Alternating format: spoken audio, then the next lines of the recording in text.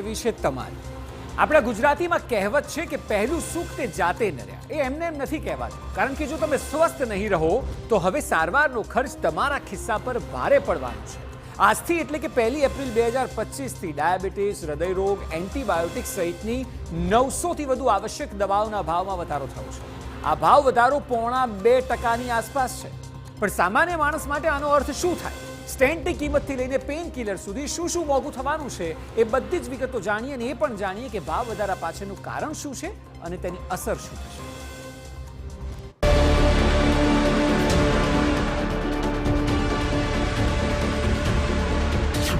1 April 2025થી જરૂરી દવાઓના ભાવમાં વધારો।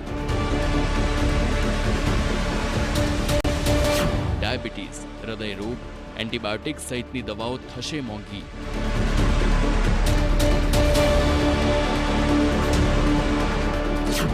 900થી વધુ આવશ્યક દવાઓના ભાવમાં થઈ રહ્યો છે વધારો।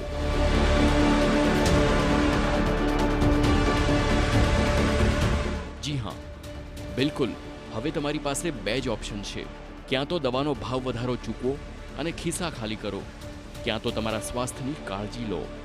આમ તો દર વર્ષે દવાઓના ભાવમાં થતો આ વધારો નેશનલ ફાર્માસ્યુટિકલ પ્રાઇસિંગ ઓથોરિટી દ્વારા મંજૂર થાય છે। આ વખતે 2024ના હોલસેલ પ્રાઇસ ઇન્ડેક્સના આધારે આ નિર્ણય લેવાયો છે। ડાયાબિટીસની દવાઓ, હૃદયરોગની સારવાર માટેના સ્ટેન્ટ, ન્યુરોલોજિકલ ડિસઓર્ડરની દવાઓ અને એન્ટીબાયોટિક્સ જેવી આવશ્યક દવાઓના ભાવમાં 0.5% સુધીનો વધારો થશે।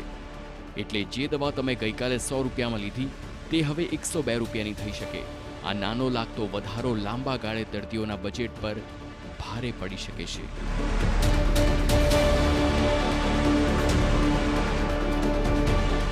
દવાઓની સંખ્યા 900થી વધુ, ભાવ વધારો 0.5%।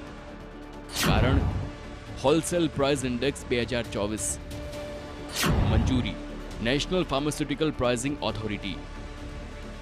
વાત અહીંથી અટકતી નથી। હૃદયરોગના દર્દીઓ માટે વપરાતા સ્ટેન્ટના ભાવમાં 2%નો વધારો થશે।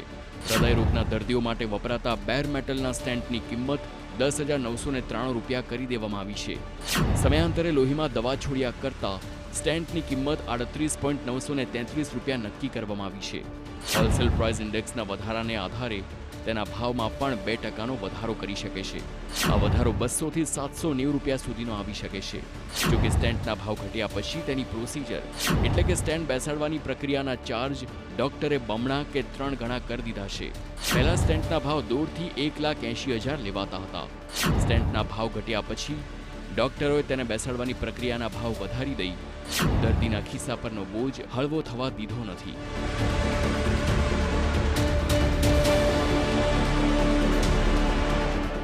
આમ આ ભાવ વધારો દર્દીઓ માટે નવી મુશ્કેલી લઈને આવ્યો છે।